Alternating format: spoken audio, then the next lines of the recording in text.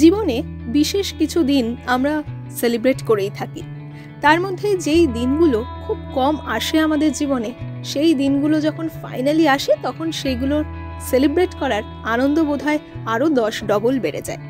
তার মধ্যে বেশ কিছু দিনের কথা তোমায় একটু বলি, যেমন ধরো 50তম বিবাহবার্ষিক সেলিব্রেশন, বা তোমার জন্মের 50 বছর, কিংবা ধরো কোনো ফ্রেন্ডশিপ বন্ডিং, সেটা 50 বছর। সেই সমস্ত কিছু জীবনে থাকলে তার সেলিব্রেশন তো ডাবল হবে, সেটা স্বাভাবিক। কিন্তু আজকে আরও একটা 50তম ঘটনা তোমায় শেয়ার করব। সেটা কি, সেটা জানার আগে একটু বলে দিই যে আজ শুক্রবার, দিনটা নিশ্চয়ই মনে আছে। আর প্রতি শুক্রবারেই তো কোনো না কোনো সিনেমা রিলিজ হয়েই থাকে। তবে আজকের দিনটা, মানে এই শুক্রবারটা কিন্তু একটু বেশি স্পেশাল টলিউড পাড়ায়। আজ মুক্তি পাচ্ছে প্রসেনজিৎ ঋতুপর্ণার 50তম সিনেমা, যার নাম অযোগ্য।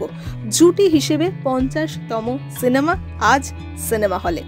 এই ছবিটায় কিন্তু পরতে পরতে বিভিন্ন চমক রয়েছে। যেমন প্রথম কারণটা তো তোমায় বলেই দিলাম, আর পরিচালক কৌশিক গঙ্গোপাধ্যায়ের ছবি সেহেতু মানুষকে যে এই সিনেমাটা আরও অনেকটা গভীরে গিয়ে ভাবতে সাহায্য করবে, সেটা তো আর আলাদা করে তোমায় বলে দিতেই হবে না, তাই না? কারণ তার লাস্ট যে সিনেমাটা রিলিজ করেছিল অর্ধাঙ্গিনী, সেটা তার একটা বড় উদাহরণ। এরপর বলি আরও অনেক চমকের কথা।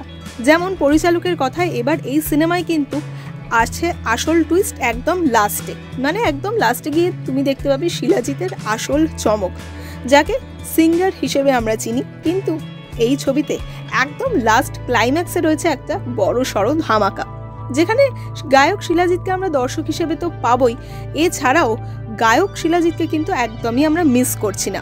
কারণ এই সিনেমাতেই প্রথমবার শিলাজিৎ এবং ইমন একসঙ্গে একটা গান গেয়েছেন, যেই গানের নাম হচ্ছে আমার দুঃখে তুমি, যেই গানের মিউজিক এবং লিরিক্স করেছেন অনুপম রয়। সিনেমার গল্পে চমকের সঙ্গে সঙ্গে গানেও যে প্রচুর চমক আছে, সেটা তো একটু একটু করে আমরা জানতেই পেরেছি। এছাড়া আরও একটা চমক অযোগ্য সিনেমার টাইটেল সং, যেই গানটা আমরা শুনেছি গায়ক অনুপম রয়ের কণ্ঠেই। আর এছাড়াও এই সিনেমার টাইটেল সংটাই 2.2 রক ভার্সন বেরিয়েছে গায়ক রূপম ইসলামের কণ্ঠে।